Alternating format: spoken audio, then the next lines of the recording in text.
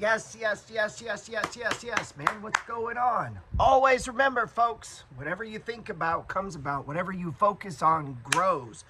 Hey, my name's Gerald Peters. I'm the author of a little book called You Don't Have to Die Broke and a cult classic called The Money Flow Trading System. I'm an entrepreneur, investor, writer. Not a very good writer, but I do write. I do like to write. It's not one of my strong points. I think I'm a better speaker than I am writer. I don't really consider myself a speaker, to be honest.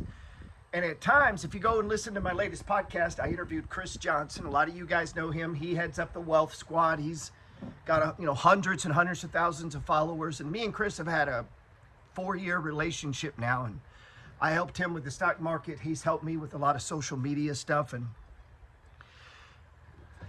you know what I say. All of the money you want is in the pockets, purses, wallets, checkbooks, and credit cards of other people. That's either A, selling something to those people, which means serving them, or maybe they can serve you, and through that, you get what you need to get where you're going. And that's how it works, man. Money comes from other people. Not tricking them, but serving them with honor. And go check out that podcast if you haven't on Spotify. It's called The Money Flow Trading Society's Mastering the Trade. I think you might get something out of it. Today, I want to talk to you about the wealth formula, and it's not what you're thinking. It's not what you're thinking. You ever think, oh man, I don't want to hear another thing about it. If you think like that, bro, man, I can't get enough, man. I consume a lot of financial information, not stupid stuff. Like how much you need to watch about an index fund. It's like, man, how much you need to listen to about debt. How much content you got to listen to about buying a house before you just go buy the damn house, man. How many things about trading before you just start trading, man. So we want to be people of action. We don't have to get it right, man. We just got to get it going, right? So that's it. We ain't got to get it right. You don't have to get it right, man. Nobody expects you to be good. They just expect you to get it, get going. Give it a go, man. Try your best. Today, I want to talk to you about the wealth formula, and it's not what you're thinking. It's not at all what you're thinking. I first heard about this from another guy, and maybe there's different formulas for this shit. For all I know, he made this up, man, because I had never heard it. And if you get into investing in real estate and things work, well, it's numbers. It's just math. Time times amount times yield, right? Well, this guy presented to me the wealth code, or what he called the wealth formula. And I'm going to try my best to explain it, and I've got it written down. What do you say? Active income, job says this is how you make your living, bills, blah, blah, blah. Oh, it's the buckets. What the wealth formula is it gives you a percentage to give you an idea if you have any possibility at getting rich. And it's based on the idea, if all money stopped, if all your income stopped, no job, nothing, what kind of money do we got coming in? And that, my friends, is the elusive passive income. I prefer to call it active income, investment income. The IRS classifies it. It's not labor. Profits are taxed different, right? Long-term gains are taxed different. Different asset classes are slightly taxed different.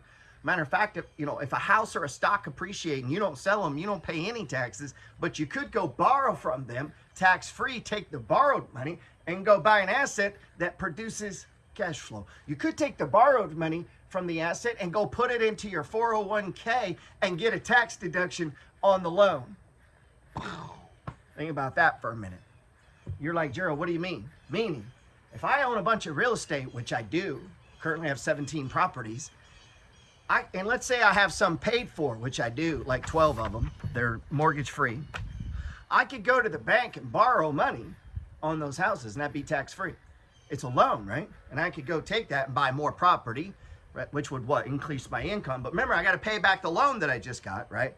So, you got to weigh this. And so you got to get comfortable with these numbers. You got to get comfortable with terms like yield or return on equity or dividends or interest, right? So we got to get comfortable with that. And we want to kind of understand how the tax code treats each one of these. How does the tax code treat rental income? How does the tax code treat dividend income? How does the tax code treat interest income. Because if you're a lender, I'm a lender. I have money invested in the world of credit, which means I'm a lender. If you're a lender, and that could be if you own shares in Anley Capital, AGNC, a lot of people in the Money Flow gang do. That is what? We're in the lending business. We are invested in America in mortgage-backed securities. That is all they do. They take money and they go out and they buy mortgages. And so if you ever bought a house and you saw where they sold your loan off, they're selling it off to a person who buys mortgage-backed securities, which they take one security and they package it, say, into 1,000 mortgages that are all exactly the same. All these people have the same credit score, make about the same income, and they package these and they can grade them. And so companies like that buy mortgage-backed securities step in and buy them. They leverage it. They go leverage. So they borrow at the short window, right? So that they can put that money to work by buying long-term debt, and they're going to try to keep the difference, which is the passive income. To us, it comes in the form of what? A dividend from a REIT, REIT. And you can go read about REITs, how they're taxed, and what you're invested in. Well, if you had $1 million invested in AG&C, you would make approximately $100,000 a year. Now think about that. You would do nothing. No phone calls, you call no one, you do nothing, and they give you like $100,000 a year. But you take on what's called risk, because you took your money from checking and you put it into this stock. That stock has to go out into the real world, and I don't know if you've noticed, but when you leave your house and you go out there, there's a lot of shit that could go wrong. And so they're dealing with interest rates, they're dealing with employees, they're dealing with the economy, they're dealing with the ups and the downs of the housing market, and these people are working for us, and the price will go up and down based on investor fear or greed. Does that make sense? What you might say, what does any of this have to do with the wealth formula? Well, it has a lot to do with the wealth formula. Time times amount times yield. Now, when I first came across this, let me find it again. Active income. I'm gonna try to, I should have probably went over this a few times, I'm gonna be honest, before I started talking about. Add up all the passive or investment income streams that you get. Now, you may say, I don't get any, but hold on, you actually do. Let's talk about this for a second. Let's say you got $100,000 or $200,000 invested in your 401k, okay? Standard practice. Let's just use average numbers. We could argue, you could come up with your own. But the typical thing is, at the end of your days, working days, you're gonna have this pile of wealth. It's either gonna be in the form of index funds, that's fine. It's gonna be in stocks, that's fine. It's gonna be in real estate, it might be in a business you sell, but you're gonna have these things, hopefully, at the end of your life, that do a couple things. Hopefully, they produce cash flow, income, interest, dividend payments, bond coupon payments, royalties, different ways of getting money. If you wrote books and you get a little drip, I get royalties. A lot of people get royalties from a course or something they invented or something they did or a song they wrote or some sort of property arrangement deal. Some people collect dividends. I collect dividends on 117 stocks. Some people collect rent. I collect rent on, right now, 15 properties. You might own an Airbnb. So these things have a value and they produce a drip, okay? If you don't have any, that's why you're here. We want to get you to getting some. And you can start tomorrow, guys. This is not complicated. So add up all the passive you're going to get. And most of the time you can go into E-Trade, hit a button, and I think mine says, and I'm going to use mine, it says I'm going to collect $27,000. I'm rounding down, $27,000. It's actually going to be more because I'm going to add more throughout the year, plus the dividends are compounded. But keep the math simple, and let's say, matter of fact, let's say 30. I'm just going to keep the math simple. Yours may be 3. Maybe it's 1,000. Write it down. Okay. Now go look at your, we're under tornado watch, so if I turn this off real quick, you know what happened because it looks pretty ugly. So listen, go and get your 401k, and you go, okay, I got 89 in mine, and my husband's got 117. That's 6, 1, that's 0, carry 1. That's 206,000. Typical investment advice. Are you serious? I may have to jump off this video, guys. Then like a tornado coming at you to fuck your class up. Typical is 4%. When you retire, if you got $100,000 saved, and maybe that's let's keep the math simple and say it's a 1 million, okay? You have $1 million in wealth. The theory goes that you can pull 4% of that off. Now we're getting warnings, Jesus. You can pull 4% of that money off safely, and your money will continue to either stay the same and grow. In theory, the S&P 500 goes up by 9%. Most assets, houses, are calculated a couple different ways, but the S&P 500, most markets are going to appreciate. This is the benchmark, 9% a year. If you're pulling off 4, in theory, your account should continue to increase by 5% a year. On $1 million, 5% is what? $50,000. So every year, of course, this is over time. We know it runs up 16, comes down 8, runs up 2, comes down 9. But over a decade, the average is about 9%.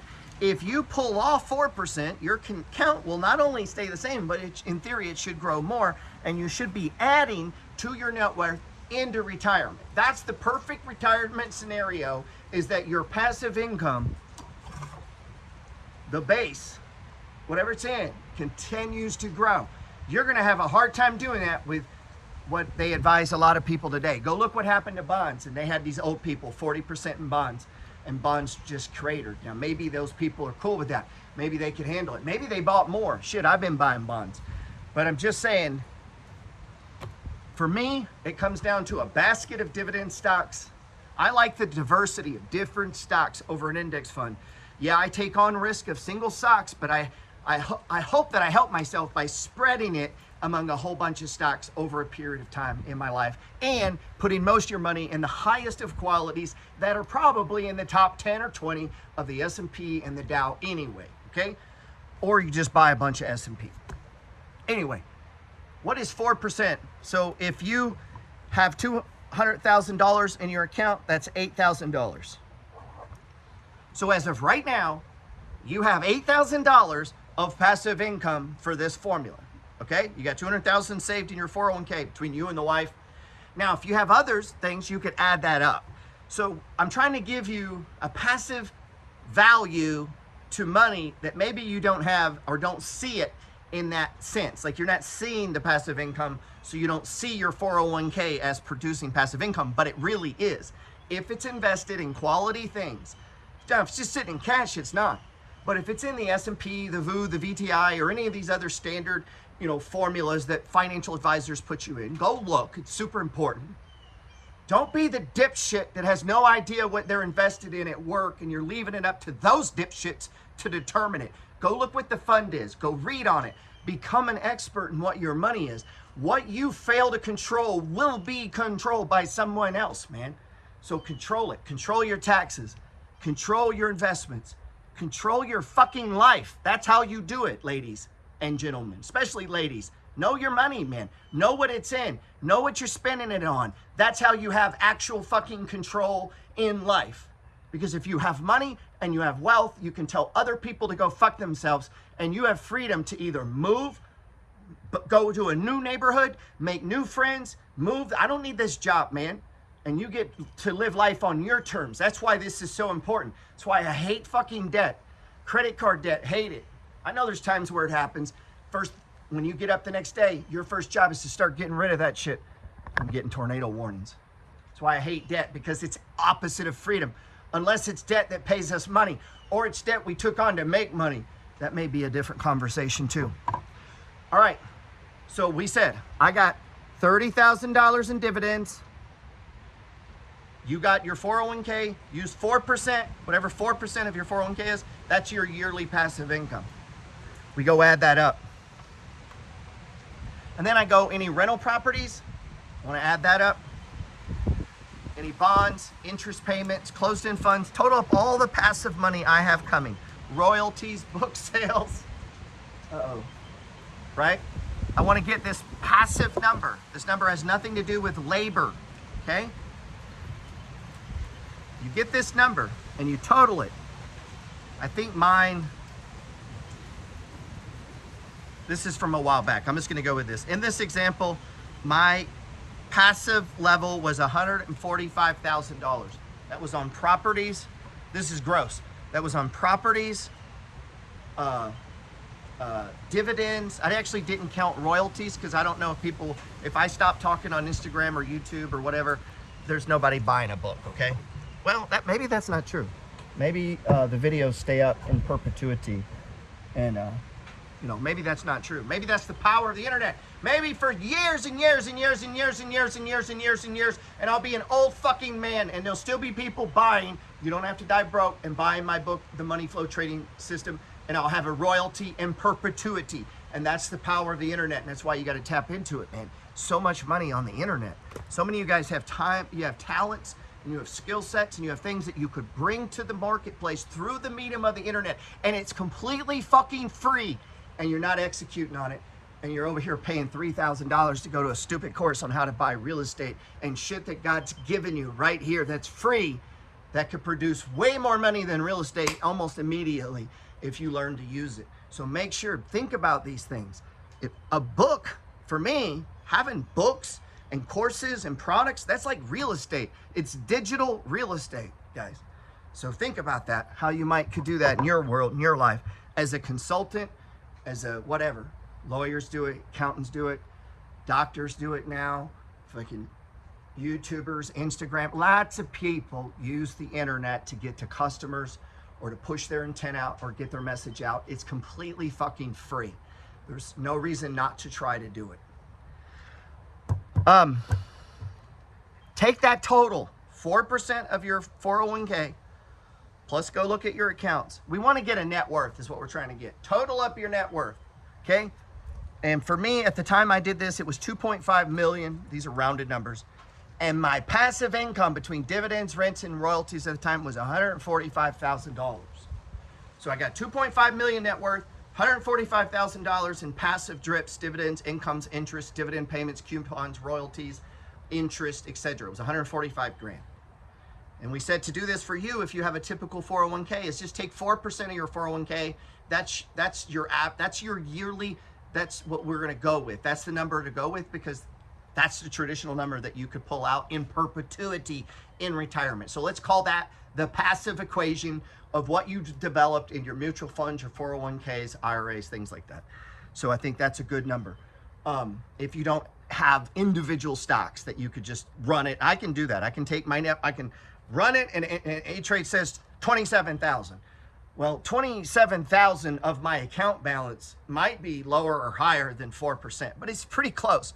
And that's going to be yours too. Anyway, rents, right? Rents. Well, that house is part of my net worth equation. I put a down payment. I've got some appreciation. That total number for me, net worth at the time I wrote this, was 2.5 million. It's a lot more now. It's growing exponentially. So I divide 145,000, my total passive, by my net worth, 2.5 million. When I do that division, 2.5 million divided into 145,000, I got 0.058. My wealth formula number is 0.058. That's here. That means every dollar that comes into GP's life will appreciate by 0.058%. Most people don't even have a 1 here.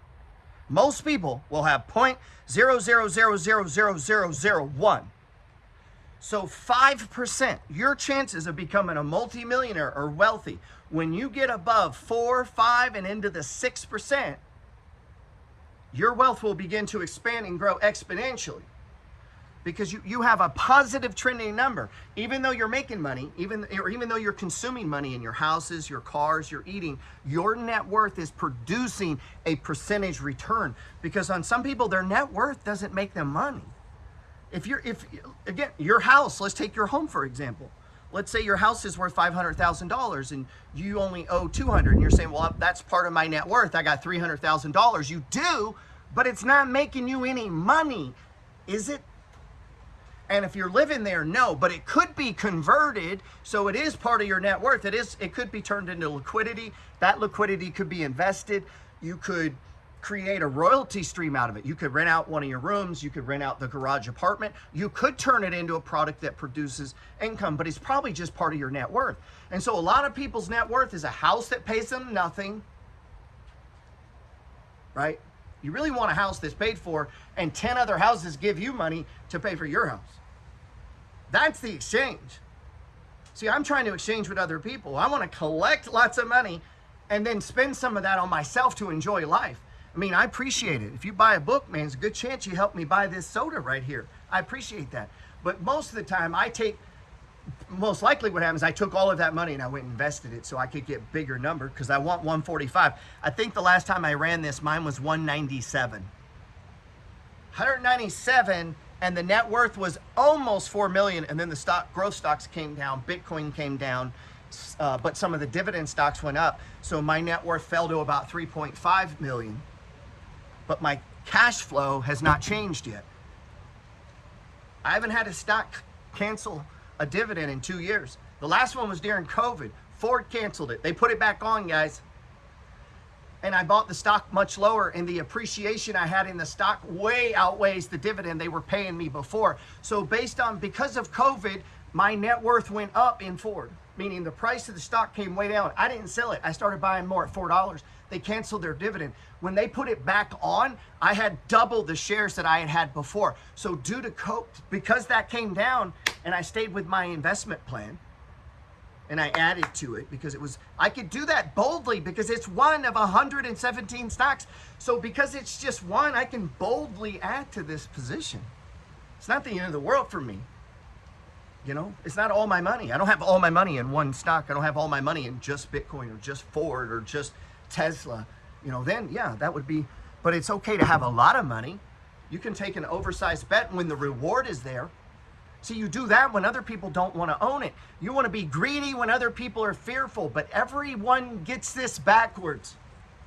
Almost nobody steps in when it's fucking awful and everyone's on TV saying, there's very few people buying. I do. It is the only fucking option. I can go back and look in history. I know it's right, so I just keep doing it. I have no other plan. I really don't. And I'm not that worried about selling into sell-offs because I've been through 3 and 4 of them. Most of the companies didn't stop their dividends. Some did. Some raised it. So during 2008 and 9, I bought more houses than I bought in 3, 4, and 5. During the COVID crash, I bought a lot more stocks than I bought prior to it. I don't know any other way to do it, guys. So there, you know, for me, if a housing crisis comes, good. My rents kept coming in, man. See, when people lose their home, they got to go pay rent. So even though the value of my properties went down, the value of my stocks went down, often the dividends go up and the rents get increased. Because as those houses sit on foreclosure and people leave and move and lose jobs and this and that, it'll ripple for sure, but sometimes it'll churn and create more renters. And sometimes becoming an owner of assets that produce cash flow or appreciate, you get wealthier and wealthier into these things. And if you've developed skill set, shit, I'll be short the S&P 500. So on one hand, I'm trading the market down. And over here, man, I'm collecting dividends as it goes down. And the dividends are buying me shares cheaper. I'm not using my money. I'm compounding. I'm using Walmart's money to buy Walmart stock cheaper. I'm using my renter's money. Here, pay rent. Give me, oh, thank you. Hey, Walmart looks cheap. Let me get some more passive income. Oh, Tesla looks cheap. Oh, that doesn't pay, but that's cool. We need some speculation. Throw a little in Bitcoin. Oh, look at this. Ford pays what? Let me get some of that. And then next month, all these people give me money again. And I go, hey, thanks, guys. Oh, man, my wife needs to go to the doctor. So I put a little over here. And then what's left is margin. I don't need it.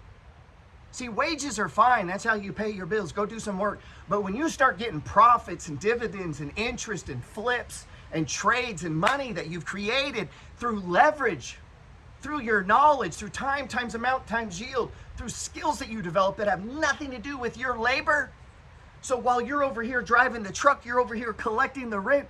You're over here driving the truck, you're collecting the dividend. What if you collect 117 dividends and then 17 rents, and you're working over here, and you're doing this, and you're doing that thing you like to do over here? That's wealth, guys. Wealth is about being able to do what you want when you want. That's why you're doing it. That's why you're investing. That's why you're saving. So the wealth formula, figure out your net worth. How much are you worth? Subtract your liabilities from your assets. You know how to find it, okay? We're all adults here. Now we got our net worth. Then go figure out your passive. You say, well, I got a 401k, I'm not sure. Good, add the balance, take 4% of that. That's typically gonna be your passive income off of that account when you retire. So let's just use it now. You're like, wow, that number's low. I know, we gotta get it up, man. So if you got 100 grand in 401k, you can figure that's about 4,000 a year. If you were to divide that by 12, you can figure out how much that is a month. That is your passive income. Now you can begin to say, oh wow, if I was to put $10,000 into this closed-end fund, it would give me like 90 more a month. Now I'm at 390, and then what if you're at 410, and then 1,100? And you get what I'm saying? And you get like mine will be over 20,000 a month between rents and dividends. That's not counting royalties or work. Guys, I make like 3 times passively now than I made at my best working every day full time. And I still work. That's what's crazy. It took time though. I'm on year 22, I guess. 22 years. But here's the thing, I got another 30 to go, baby. So if I can get 20,000 a month passive, I'm not slowing down. Maybe we could get that to 50, and I live life, and I have a good time. Maybe instead of having 3 houses, I could have 5. That's not greedy. It's not greedy to have 5 houses if you make 50,000 a month passive. What do you care? I'm paying taxes in different cities. I'm spreading the wealth around through my blessing. I'm blessing other people. Oh, and by the way, I'm getting richer. I didn't buy those houses. My renters did. See, I bought the properties they live in. They bought my property. You let this sit in. Let that sit in, man.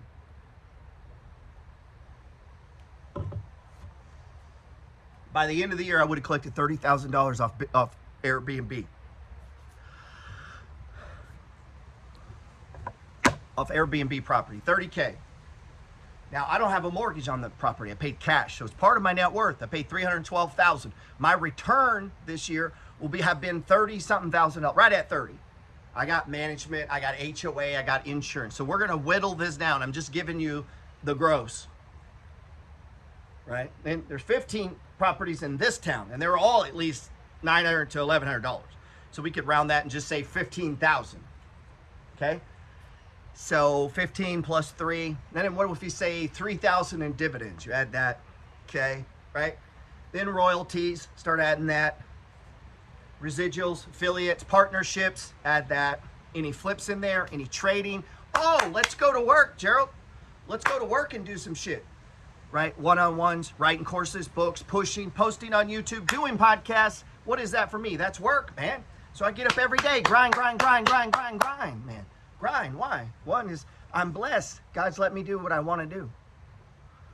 So if nobody buys a book, if nobody buys a course, nobody listens to me, it's still 20 G's plus a month.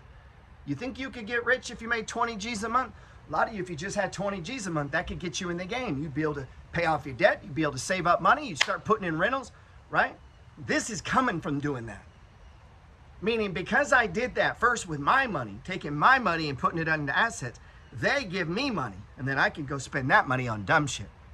I'm not going to spend my money buying a house in the French Quarter and partying I'm fixing to leave for Mardi Gras for the next month. I wouldn't do that with my money. I'm going to use their money. I'm going to use dividends. Thanks, Walmart, Verizon, Target. Appreciate you guys over at the closed-end funds. AG&C, thanks. I appreciate all my little soldiers out there working. Appreciate all the renters sending me the money. Appreciate the royalties. Thanks, guys. You see what I'm saying? Use their money. That's the money you go buy a motorcycle with. Don't use your money. What kind of guy? Why would you buy a motorcycle with your money, man? Use your money to get money so that you can buy motorcycles all the fucking time. That is the difference between the poor and the rich, man. I'm trying to use other people's money because I know that other people have my money. All the money I want is in the pockets, purses, wallets, checkbooks, and credit cards of other people. And if I serve those people, they'll give me their money. All you got to do is go out and figure out how to serve people and then take their money and invest that shit, man, so that then you can get perpetual money and you don't have to use your money for that. So every time I get paid, I use my money for smart shit, man. I'm not going to do dumb things with my money. So if I'm going to buy a jet ski, I'm not using my money. I'm going to use my renter's money. You know, even when I was unsure about Bitcoin, I'm not putting my money in Bitcoin. Put my money into real estate and dividend stocks. I'm putting their money into Bitcoin. So if that Bitcoin goes to zero, shit, that came from the rent, not from the value of the home. I'm not going to finance the house or sell the house to buy Bitcoin. Fuck that. I'm going to collect rent, take the rent, and put it in Bitcoin. You get what I'm saying? I want to take their money and put it into dividend stocks, man. You know, so like begin to think of the exchange like that. Be wise with your money. Get your money working so you can take that money and do things that are maybe, I don't want to say unwise, but I hope you get what I'm saying there, man. There's no reason to spend your money on food if YouTube would buy you food. There's no reason to spend your money on food if a stock. I mean, you could say, well, how much is my food bill? You could say, you could total up and you go, well, man, if we put this much into a closed-end fund, they'll buy our food for the rest of our life. You see that exchange, that passive income exchange. I went too long, man. I appreciate you guys listening. God bless. If you don't follow me, you know what to do, man. Come on, man. Why you even got to ask? I feel dumb even saying that stuff, man. Click like, click that. Just do it, man. Just do it.